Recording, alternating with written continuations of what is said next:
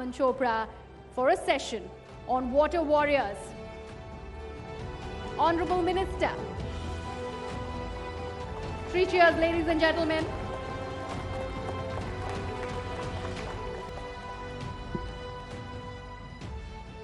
नमस्कार। India rising के सफर को आगे बढ़ाते हुए अब हमारे बीच में हैं गजेंद्र सिंह शेखावत, केंद्रीय जल मंत्री हैं, जोधपुर से सांसद हैं। मैं चाहूंगा एक बार फिर से जोरदार तालियों से स्वागत करिए सर का। बहुत बहुत शुक्रिया गजेंद्र जी, आपने समय निकाला और इंडिया राइजिंग में आने के लिए। पहला सवाल इंडिया राइजिंग को लेकर ही। इंडिया राइजिंग, भारत के बढ़ते कदम, भारत इस वक्त कहाँ खड़ा है, खासकर मैं इसकी शुरुआत उससे करूंगा क्योंकि भी 4 दिन पहले आप यूएन से आए हैं, संयुक्त राष्ट्र में water week, UN water week में इंडिया राइजिंग की असली ताकत वहां भारत की दिखी। Gajendra ji, mic sir, mic. देखिए, कोई भी देश जब प्रगति करता है, पहली आवश्यकता यह होती है कि उस देश के निवासियों में कोई समाज प्रगति करे, कोई संस्थान प्रगति करे, उसमें काम करने वाले लोगों में और उसके सहभागियों में ये कॉन्फिडेंस जनरेट होना चाहिए कि हम आगे बढ़ सकते हैं, हम आगे बढ़ेंगे। माननीय मोदी जी के नेतृत्व में देश के 130 करोड़ लोगों ने जब सरकार ने अभावों से आगे बढ़कर के प्रचुरता के साथ काम करने और एक स्पष्ट लक्ष्य और सोच के साथ में काम करना शुरू किया, ये कॉन्फिडेंस लोगों में जनरेट हुआ है और उनके कार्यप्रणाली में रिफ्लेक्ट होने लगा है। दूसरा, कोई भी देश, समाज, संस्थान यदि राइज कर रहा है तो दूसरे लोगों की दृष्टि, उनको देखने की नजरिया जो है वो किस तरह से बदला है, ये सबसे ज्यादा महत्वपूर्ण होता है जी। आज भारत की तरफ देखने का वैश्विक नजरिया जो है वो परिवर्तित हुआ है और उसे में जो आपने विषय रखा, यूनाइटेड नेशंस की जो कॉन्फ्रेंस थी अभी पानी को लेकर के, पिछले 1 महीने में 2 बार मुझे जाने का अवसर मिला। जो आपने जिक्र किया यूनाइटेड नेशंस की कॉन्फ्रेंस, जो लगभग 46 साल बाद में यूनाइटेड नेशंस ने पानी के विषय पर एक कॉन्फ्रेंस की थी। दुनिया के लगभग सभी देशों के प्रतिनिधि, लगभग 110 से ज़्यादा देशों के मंत्री और राष्ट्राध्यक्ष उस कॉन्फ्रेंस में मौजूद थे। और उससे पहले 20 दिन पहले, मार्च महीने के शुरुआत में,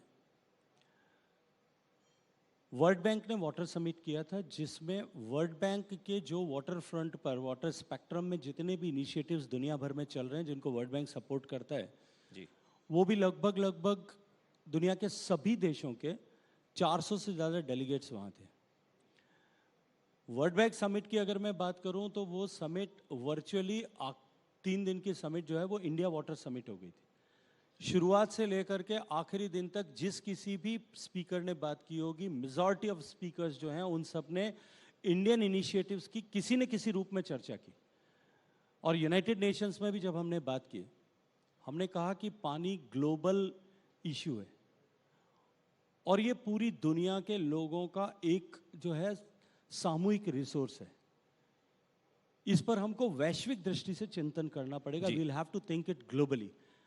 और पूरी दुनिया ने इस पर जो है हमारे साथ में, दुनिया ने इस पर हमारे साथ में अपनी प्रतिबद्धता दर्शाई और जो यूनाइटेड नेशंस के कॉन्फ्रेंस का फाइनल टेक अवेज थे उनमें इसको सम्मिलित किया गया। क्योंकि भारत ने पानी के दृष्टिकोण से हर एक फ्रंट पर, हम दुनिया का सबसे बड़ा पेयजल प्रोग्राम चला रहे हैं, हम दुनिया का सबसे बड़ा एक्विफर मैपिंग प्रोग्राम चला रहे हैं, हम दुनिया का सबसे बड़ा डैम रिहेबिलिटेशन प्रोग्राम चला रहे हैं, हम दुनिया का सबसे बड़ा जो ग्राउंड वाटर रिचार्ज का प्रोग्राम कर रहे हैं, हम दुनिया के सबसे ज़्यादा लेक्स का रिजर्वेशन, रिवाइवल का, रिजुविनेशन का प्रोग्राम चला रहे हैं, हम दुनिया का सबसे बड़ा वेटलैंड कंजर्वेशन प्रोग्राम चला रहे हैं। जब हम इतने सारे फ्रंट्स पर हॉलिस्टिकली एक साथ काम कर रहे हैं और दुनिया में सबसे ज़्यादा पानी के स्पेक्ट्रम पर इन्वेस्टमेंट माननीय मोदी जी के नेतृत्व में हो रहा है, $240 बिलियन का इन्वेस्टमेंट इस 5 साल के विंडो में होने वाला है, तब पूरी दुनिया भारत की तरफ चमत्कृत दृष्टि से देखती है, उसका नज़रिया बदलता है और ये उसका साइन है कि India is rising under the leadership of honourable Modi ji. नहीं, राइजिंग इंडिया। लेकिन सर, आपने एक चीज़ का जिक्र किया, मैं इसको इस चीज़ से जोड़ता हूँ। अंतर्राष्ट्रीय स्तर पर भारत के कंट्रीब्यूशन का रिकग्निशन है, कोई डाउट नहीं है, पूरी दुनिया में भारत का डंका है। हाल फिलहाल कुछ ऐसी चीजें हुई हैं जहां दुनिया के कुछ देशों की तरफ से इंडिया को भारत की डेमोक्रेटिक वैल्यूज को लेकर लेक्चर दिया गया। आप इसको जोड़ सकते हैं, कुछ लोगों ने इनवाइट भी किया था, डिफेंडर ऑफ डेमोक्रेसी, चुप क्यों है, वाई दे आर ऑब्लिवियस। अब आज की खबर है, जर्मनी फॉरेन अफेयर्स की तरफ से हमारे डेमोक्रेटिक राइट्स को लेकर कुछ कहा गया है। इससे पहले अमेरिकी विदेश विभाग की तरफ से कहा गया। और दुख तब होता है जब कुछ हमारे देश के नेता थैंक यू भी करते हैं फॉर इंटरफेरेंस। मुझे लगता है जैसे जैसे भारत का सामर्थ्य बढ़ेगा, भारत की शक्ति बढ़ेगी, भारत के सामर्थ्य और बढ़ते हुए सामर्थ्य और बढ़ती हुई शक्ति, बढ़ती हुई हैसियत से निश्चित रूप से कहीं ना कहीं स्वाभाविक रूप से कुछ लोगों को तकलीफ होगी। और उनकी ये टिप्पणियां शायद कुछ समय तक अभी और भी बढ़ेंगी, लेकिन आने वाले समय में जिस रास्ते पर नरेंद्र मोदी जी के नेतृत्व में भारत चल रहा है, अब जिस रास्ते पर हम चल पड़े हैं, अब भारत के उदय को कोई नहीं रोक सकता। जिन टिप्पणियों की चर्चा आपने की है, भारत में लोकतांत्रिक व्यवस्था के जो 4 स्तंभ ऐसे माने जाते हैं, उस स्तंभ में सबसे महत्वपूर्ण स्तंभ जो है वो भारत की स्वतंत्र न्यायपालिका है। जी। न्यायिक प्रणाली के माध्यम से भारत की न्यायिक व्यवस्था के अधीन किसी एक विषय को लेकर के कोई वाद ही दायर किया जाए, उस वाद में एक फैसला हो, फैसले से पहले आपके पास में तमाम तरह की अपॉर्चुनिटीज़ हों, आप माफ़ी मांग कर छूट भी चुके हों, पहले भी अगर आप छूट चुके हों, आपको अनुभव भी हो कि माफ़ी मांग करके छूटा जा सकता है। हो सकता है शायद ये डर कहीं जहन में होगा कि पिछली बार सुप्रीम कोर्ट ने ये कहा था कि आपको भविष्य में ऐसी गलती न करें, तो शायद उसका डर सता रहा होगा, उसके चलते, या मैं नहीं जानता कि किस प्रयोजन से माफ़ी नहीं मांगी गई। और उसके बाद में जब आपको सजा हो जाए और सजा होने के जो परिणाम है, उन परिणामों को, कॉन्सिक्वेंसेस को लेकर के फिर आप जो है उसको शहीद का दर्जा देने की कोशिश करें और उसको लेकर के कहीं सहानुभूति दुनिया के किसी से बटोर करके उनको धन्यवाद देने की कोशिश करें। मुझे लगता है कि इसी तरह की अपेक्षा है। जब देश के रिश्ते किसी दूसरे देश के साथ में तनाव में हो, तब देश की सबसे पुरानी पॉलिटिकल पार्टी और सबसे महत्वपूर्ण पद पर बैठे हुए व्यक्ति जाकर के उस देश के एम्बेसडर से गुपचुप जाकर के मुलाकात करें या उस देश के लोगों से जाकर के मुलाकात करें। इतनी बड़ी पॉलिटिकल पार्टी के इतने बड़े जिम्मेदार पद पर बैठे हुए व्यक्ति दुनिया के दूसरे देशों में जाकर के भारत के प्रधानमंत्री को अपदस्थ कर कैसे किया जा सकता है, उसके लिए सहयोग मांगे। मुझे लगता है कि उनसे इससे बेहतर अपेक्षा आप कर भी नहीं सकते। आपको लगता है सिंपैथी होगी इस चीज की? मतलब क्योंकि मैं इसलिए बोल रहा हूं कि अभी जहां पर ये बयान दिया कर्नाटक, अब ये स्टेटमेंट है कि वहीं से चुनाव प्रचार की शुरुआत होगी, बल्कि वो तो उस बयान को और ज्यादा आगे बढ़ा रहे हैं। और आपको लगता है उस चीज, वो कोर्ट भी नहीं जा रहे हैं शायद अब तक, वो इसके खिलाफ अपील भी नहीं कर रहे हैं, ना वो कह रहे हैं ना माफी मांगूंगा ना आगे बढ़ा कोर्ट जाऊंगा। तो आपको लग रहा है इस चीज का उनको फायदा हो जाएगा, कांग्रेस पार्टी का रीलॉन्च मोमेंट हो जाएगा, राहुल गांधी को एक और रीलॉन्चिंग का मौका? मुझे तो नहीं लगता, शायद उनको लगता होगा, उनके सहयोगियों ने, उनके साथियों ने, उनके मेंटर्स ने उनको बताया होगा इससे फायदा होगा। पहले भी शायद जब वो रफाल पर बात कर रहे थे 2018 में और माननीय प्रधानमंत्री जी की धवल छवि पर कीचड़ उछालने की, कालिक पोतने की कोशिश कर रहे थे, कैग के द्वारा रोके जाने के बावजूद भी, कैग के द्वारा अपने वर्डिक्ट दिए जाने के बाद में भी, किसी भी संस्था को, इंस्टीट्यूशन को वो शायद ऑनर करते नहीं हैं। उन्होंने बदस्तूर अपना कार्यक्रम जारी रखा और बाद में सुप्रीम कोर्ट से जो है वो करारा तमाचा लगने के बाद में उन्होंने जो है अपने आप को उससे रोका। जिनका इस तरह का स्वभाव पड़ गया है, सिंपैथी लेने की कोशिश जो कर रहे हैं, मुझे लगता है कि ये तो आने वाले समय में चुनाव के परिणाम बताएंगे, क्योंकि 2019 में जो कुछ किया था उसका परिणाम क्या हुआ था वो देश की जनता ने देखा है।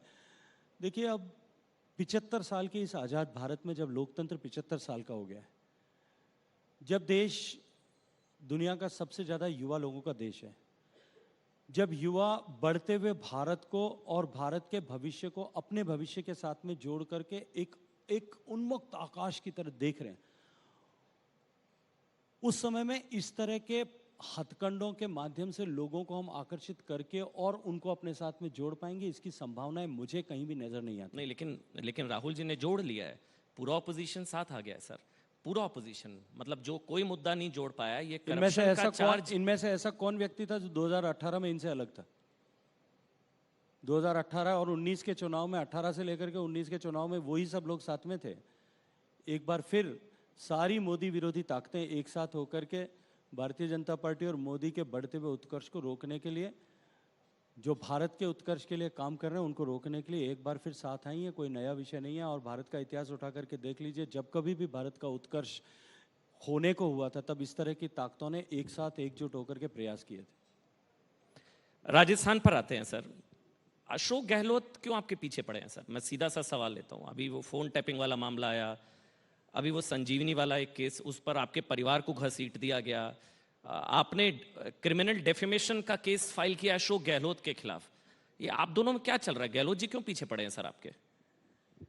देखिए, मुझे लगता है कि अपने दल में और दल के बाहर भी बढ़ने वाले लोगों को रोकना या बढ़ सकने की क्षमता रखने वाले लोगों को रोकना उनका स्वभाव है, उनकी राजनीति की का हिस्सा है। अपने दल में भी उन्होंने अपने एक साथी को कैसी कैसी उपमाओं से विभूषित किया था, मुझे लगता है मुझे उनका यहाँ उल्लेख नहीं करना चाहिए। उससे एक दो ज़्यादा कैप्स फेदर लगा करके उससे बड़ी कैप मुझे पहनाने की भी कोशिश उन्होंने की है। मेरे साथ तो मेरे परिवार तक को भी घसीटने की उन्होंने कोशिश की। 2019 में जोधपुर की जनता ने जो मुझे प्यार दिया माननीय मोदी जी को प्रधानमंत्री बनाने के लिए, और अपने बेटे के, उनके बेटे के लॉन्च को जिस तरह से जमीन पर ला करके पटक दिया, आपने क्रैश कराया। 3 लाख के लगभग वोटों से हरा करके जोधपुर की जनता ने उन्हें आईना सच का दिखा दिया। ये उसकी छटपटाहट है। और उस छटपटाहट के चलते वो इस तरह के अनर्गल बयान दे करके और बिना किसी आधार के, बिना किसी तथ्य के, बिना किसी सबूत के, बिना किसी लिंक के मुझे जबरदस्ती एक विषय के साथ में जोड़ने का प्रयास कर रहे हैं।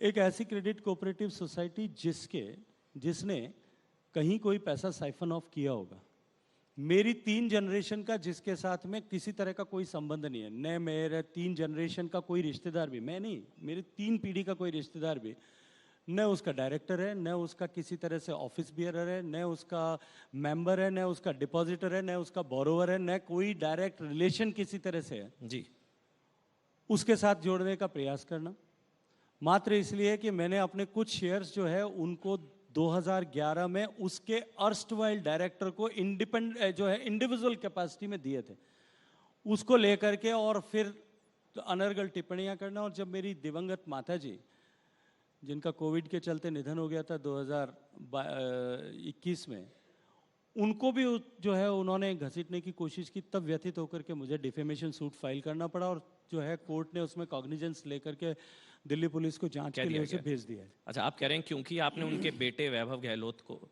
चुनाव में हराया इसलिए वो उसकी खींच मिटा रहे हो सकते हैं। लेकिन सवाल सबके जहन में ये आता है, वसुंधरा राजे सिंधिया को क्यों नहीं टारगेट करते हैं अशोक गहलोत? बहुत ही सवाल मुश्किल हो सकता है कि इस प्रश्न का उत्तर तो वो ही दे सकते हैं कि वो वसुंधरा जी को टारगेट क्यों नहीं करते। क्योंकि वो 2 बार की सीएम रही हैं और गहलोत वर्सेस वसुंधरा राजे है। आपको लग रहा है वो वसुंधरा राजे सिंधिया को टारगेट क्यों नहीं करते हैं? इसकी वजह हो सकती है तो वो आपको सीएम फेस समझ रहे हैं और इस बार गहलोत वर्सेस। मैं ऐसे सोचता हूं कि जो ये तो उनके जो है मस्तिष्क का विषय, उस पर मैं टिप्पणी कैसे कर सकता हूं कि वो क्यों टारगेट करते हैं, क्यों नहीं टारगेट करते हैं। दोनों मुझे क्यों टारगेट करते हैं, मुझे जो कारण समझ में आता है कि पिछले 40-45 साल से जोधपुर की राजनीति का वो जो है एकमात्र केंद्र थे और विपक्ष में उनकी पार्टी में जितने उनके विरोधी या उनके सामने या उनके बराबर खड़े हो सकते थे, उनको उन्होंने किस किस तरह से निपटाया था, इसका बहुत लंबा इतिहास है जी। एजेंसियों का दुरुपयोग करके, जेल भेज करके, कुछ लोगों का राजनीतिक हत्याएं करके उन्होंने जिस तरह से निपटाया, ये सब जानते हैं। क्योंकि भारतीय जनता पार्टी में और उनके अपोजिशन में कोई इस स्टेचर पे नहीं पहुंच पा रहा था, ना नहीं पहुंचा था। और मुझे शायद उन्होंने अपने एग्जिस्टेंस के ऊपर पहली बार थ्रेट के रूप में जोधपुर में देखा। 2014 में उनके तमाम प्रयास के बावजूद जोधपुर की जनता ने मुझे असीम स्नेह दिया, प्यार दिया तो और मुझे 4,75,000 वोटों से जिता करके भेजा। इसीलिए सर लग रहा है ना गहलोत वर्सेस आप होगा इस बार। जोधपुर की जनता ने पहली बार पूर्ण बहुमत के साथ में जिला पंचायत में भारतीय जनता पार्टी को आशीर्वाद दिया। नगर निगम में पूर्ण बहुमत के साथ में भारतीय जनता पार्टी को आशीर्वाद दिया, क्योंकि उन दोनों चुनावों में मैं सबके साथ मिलकर के काम कर रहा था। 2019 के बाद में जब नगर निगम के चुनाव आए, उन्होंने वार्ड्स की संख्या को बढ़ाया, उससे भी संतुष्टि नहीं हुई, 2 टुकड़ों में बांट दिया, तो भी जो है जोधपुर दक्षिण में हार का शिकार होना पड़ा। मुझे लगता है कि अब उनको अपनी राजनीतिक धरातल जोधपुर से उखड़ता हुआ दिखाई दे रहा है, इसके कारण से ये चटपटाहट और बढ़ गई। कोई सीएम फेस होगा? बस एक आखिरी सवाल, कोई सीएम फेस होगा या विदाउट सीएम फेस आप लोग मुझे लगता है राजस्थान कि में कल जाएंगे? माननीय गृह मंत्री जी ने आप ही के इस प्लेटफॉर्म पर बहुत स्पष्टता के साथ में कहा था कि हमने इस पर कोई निर्णय नहीं किया है, और पार्टी के राष्ट्रीय अध्यक्ष इस बात को खुले रूप में मंच से भी कह चुके हैं, पार्टी की बैठक में भी कह चुके हैं, कार्यकर्ताओं के बीच में भी ये स्पष्ट किया जा चुका है कि हमारे पास में जी नरेंद्र मोदी जी का इतना बड़ा चेहरा है, हमको किसी और चेहरे पर जाने की आवश्यकता नहीं है। हम बीजेपी के लोग सौभाग्यशाली हैं कि हमारे पास दुनिया का सबसे लोकप्रिय नेतृत्व है जी और देश के 130 करोड़ लोग, कुछ लोगों की शायद राजनीतिक मजबूरियों के चलते वो खुले में नहीं कर पाते होंगे, लेकिन जो है बंद कमरे में जो लोग उनसे स्नेह करते हैं, ऐसे सारे लोग, ऐसा नेतृत्व जिस पार्टी के पास में हो, उसको किसी चेहरे की आवश्यकता भी नहीं पड़ेगी। गजेंद्र सिंह शेखावत, बहुत बहुत धन्यवाद सर, बहुत बहुत धन्यवाद, आपने समय निकाला। Thank you so much, Honorable Minister. I'd request you to please stay on stage to felicitate the next set of winners. So, ladies and gentlemen, we are now going to be announcing the next category of awards in rural transformation. So, presenting to you the first winner of this category.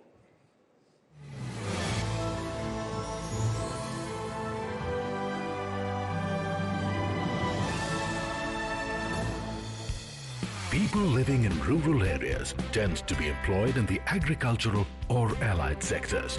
But in Chhattisgarh's Tulsi village, 1 in 3 people consider themselves YouTubers. Wherever you go in this village, you will find someone creating content. People in this village praise Gulab Singh Yadav, who is credited with this transformation.